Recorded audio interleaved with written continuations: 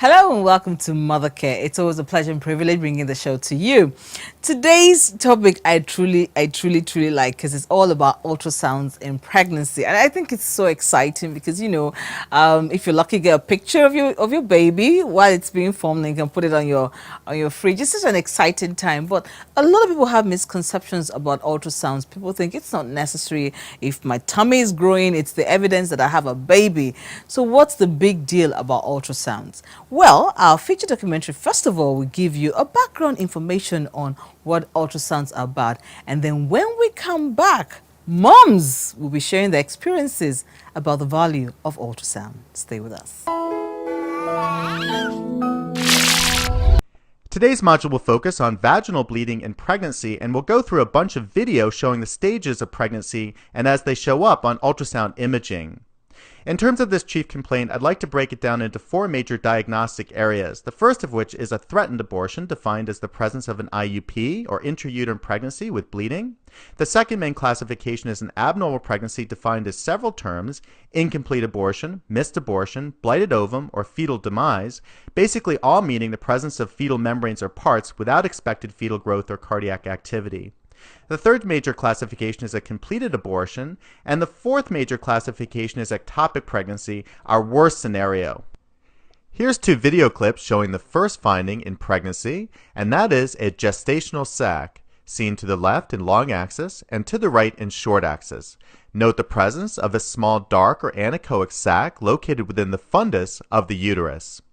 Now, the gestational sac can also be seen in a pseudogestational sac of ectopic pregnancy, and thus is not diagnostic of an intrauterine pregnancy. However, it's an early finding of pregnancy seen at about 4.5 to 5 weeks on transvaginal sonography and a week later on transabdominal sonography.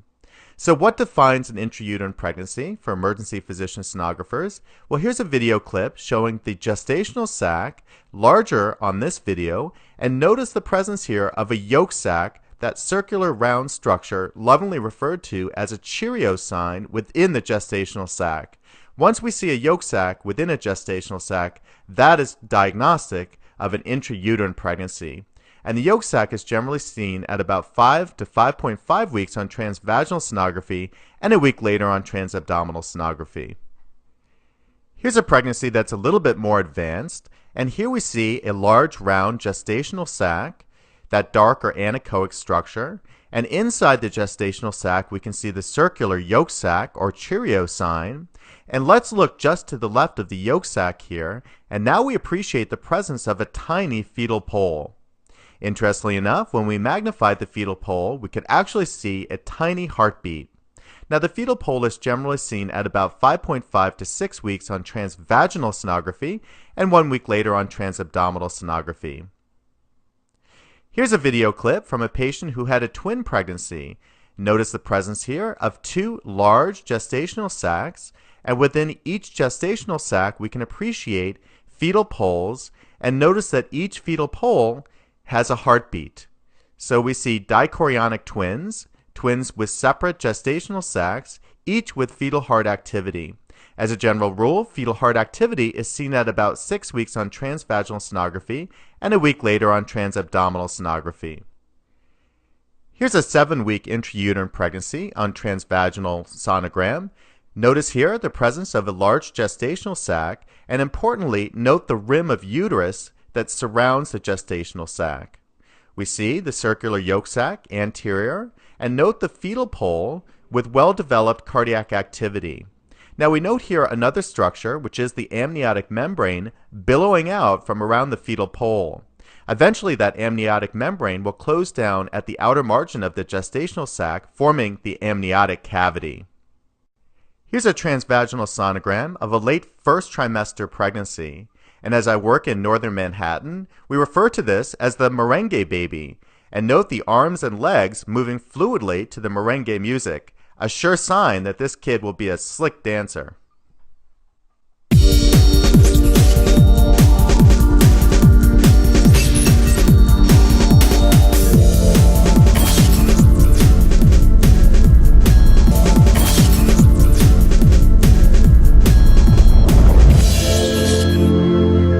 it's very, very important to do ultrasound when woman In fact, some women even do ultrasound, if not for pregnancy. You know that some women that has a fibroid, they do for, because there is no way you could get it, except you go on ultrasound. They will see it, no matter how small it is. The ultrasound will pick it out, show the direction the thing is. During the pregnancy is very good and it's very important for every woman that has pregnancy, because it will make you to dictate, it will make doctor or the health worker to dictate what is happening to the woman and the baby, the fetus or the baby that is inside, so that there will be no complication during the labor or during the period of carry the pregnancy.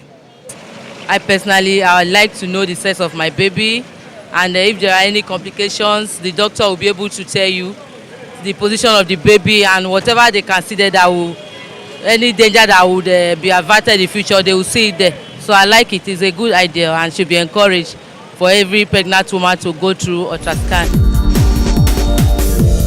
My advice for them is that anytime they see that they have pregnancy, even from day one, they should try and go to the laboratory for the scan. Then as the pregnancy is growing every time, maybe the first trimester, second one, and the third one, they should make sure that they do a proper scan where people know where is recommended through the clinic that they are using.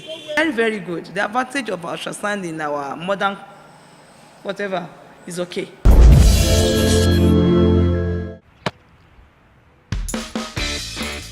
Protein for muscle strength. Carbohydrates for energy.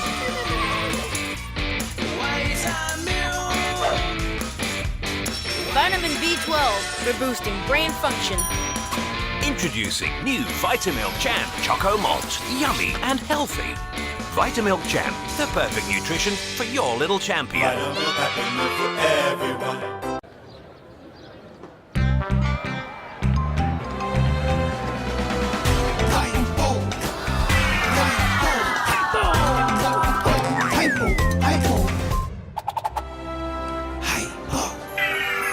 Now, I'm sparkling white clothes like never before. For sparkling whiteness and hygienic cleaning, go for Hypo Bleach.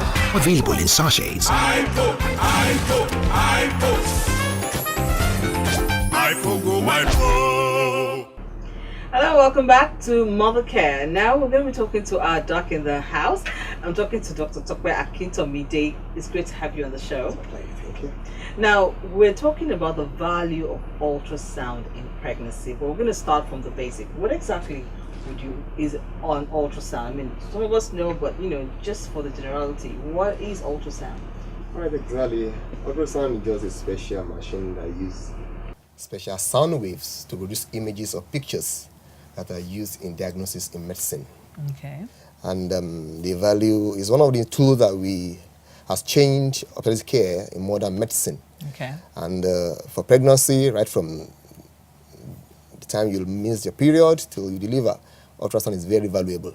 Okay, before we get to the value of ultrasound, how early if a woman was pregnant, how early can she have an ultrasound?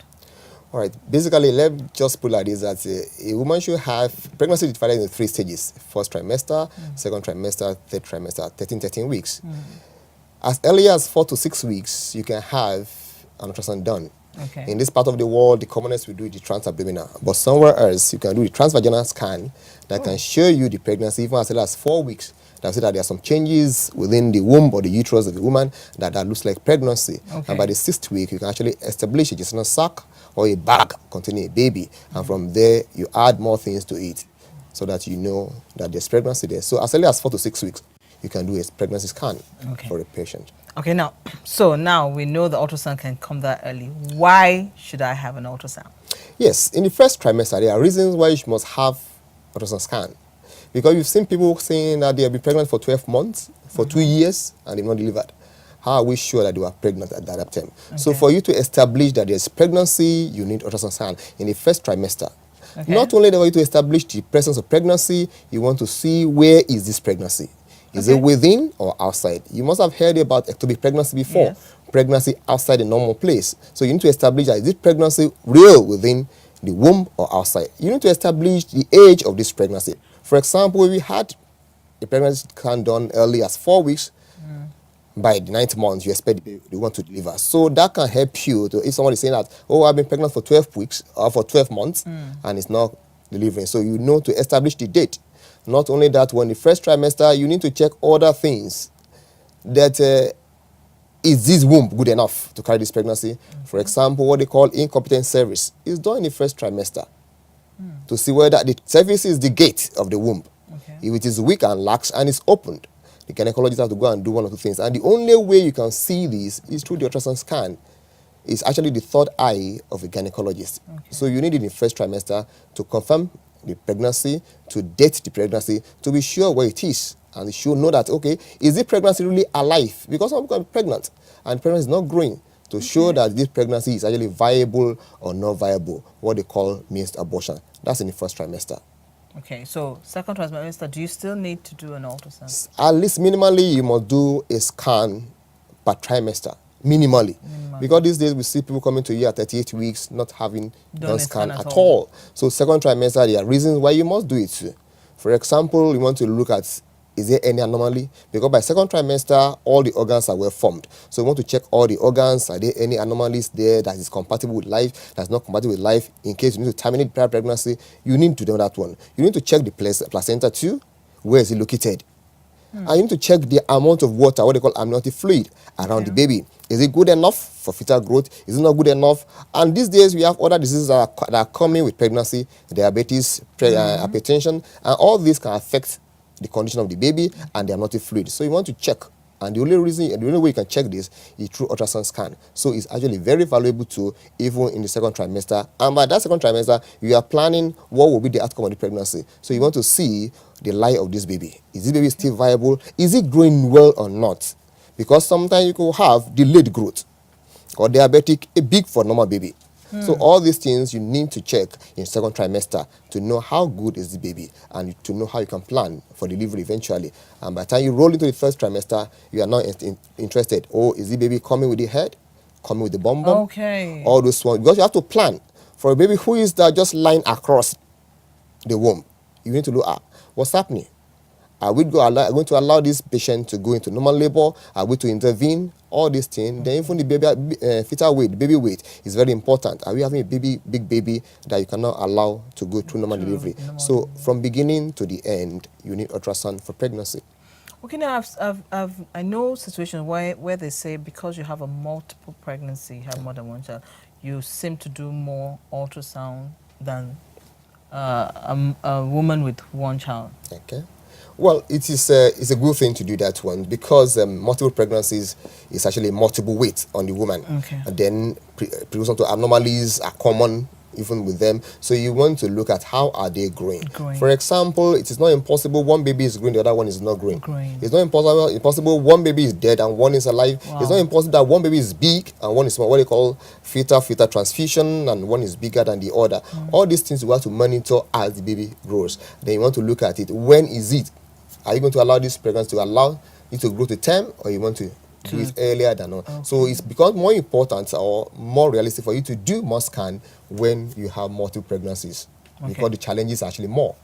So women who say well, I do, most times they go for the scan just before. What is your talk to them? Those ones that just go like about a month before, then they just go for the scan.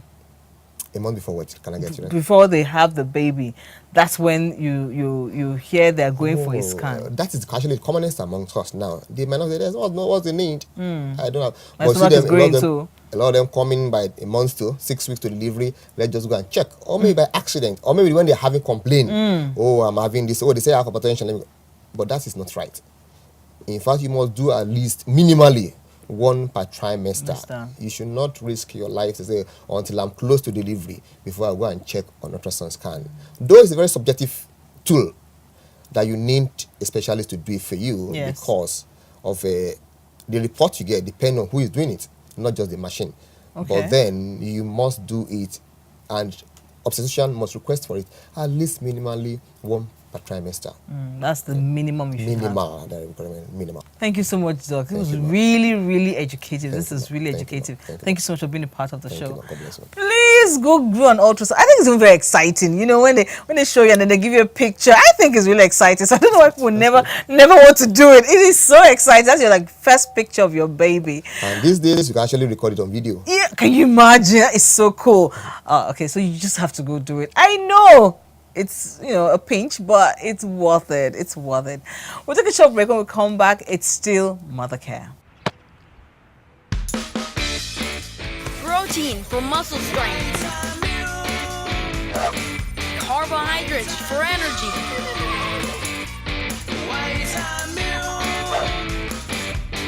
Vitamin B12 for boosting brain function. Introducing new Vitamilk Jam Choco Malt. Yummy and healthy.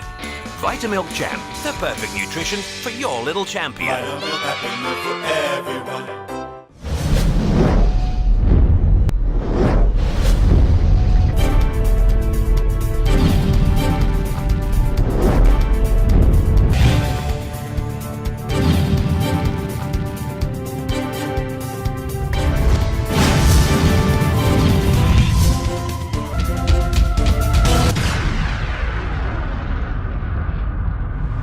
Wow, from the doc's conversation, the value of an ultrasound is, it is so amazing. It is so amazing.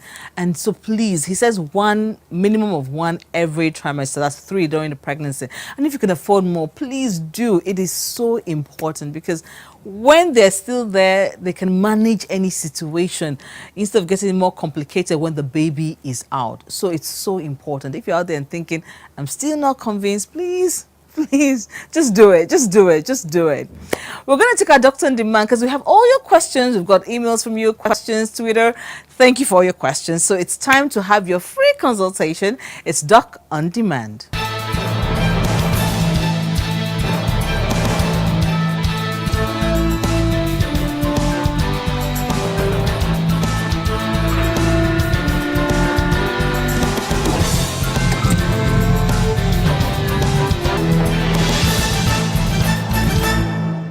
Yes, very interesting to note that some mothers still want to, at all costs, ensure that there's a link between teething and passage of watery stool.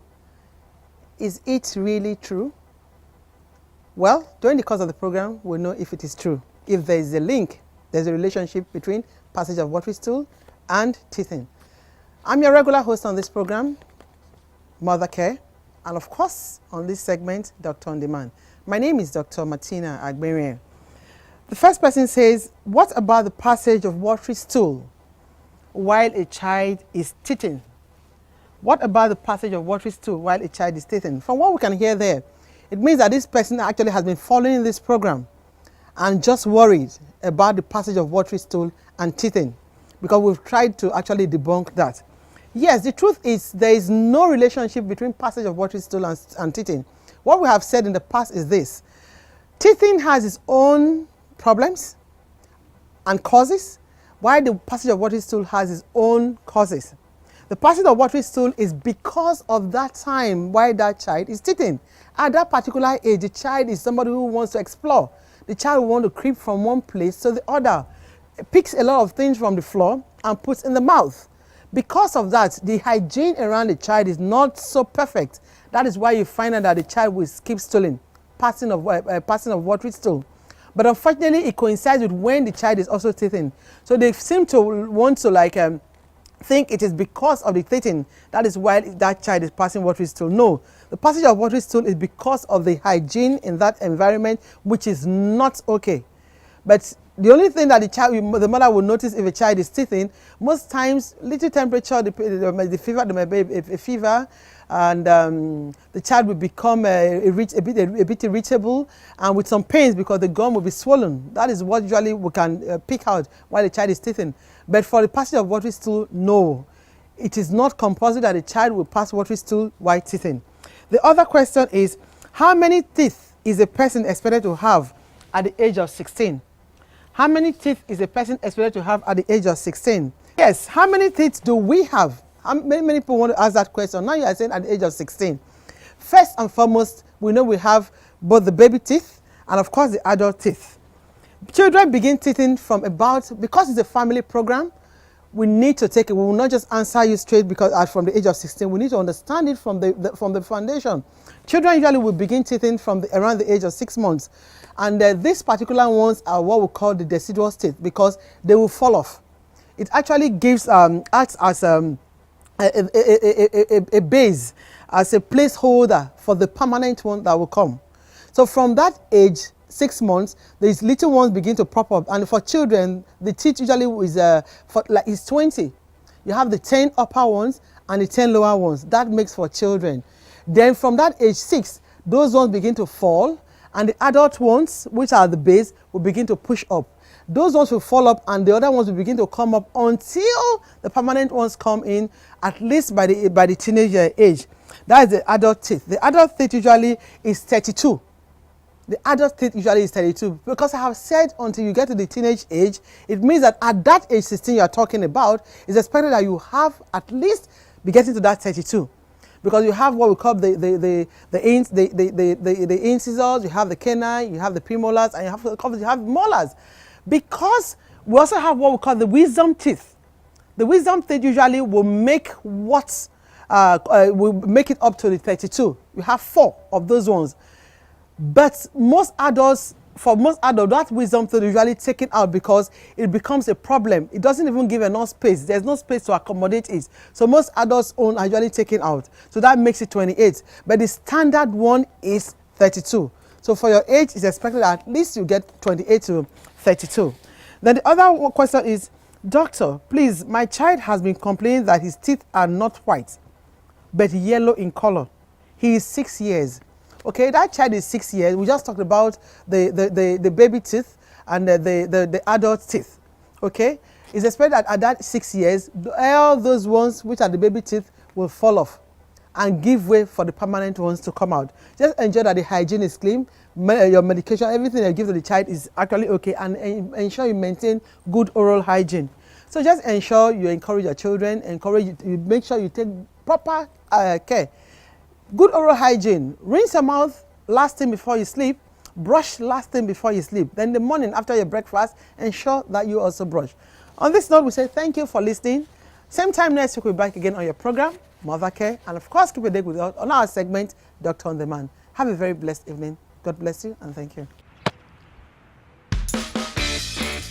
Protein for muscle strength. Carbohydrates for energy.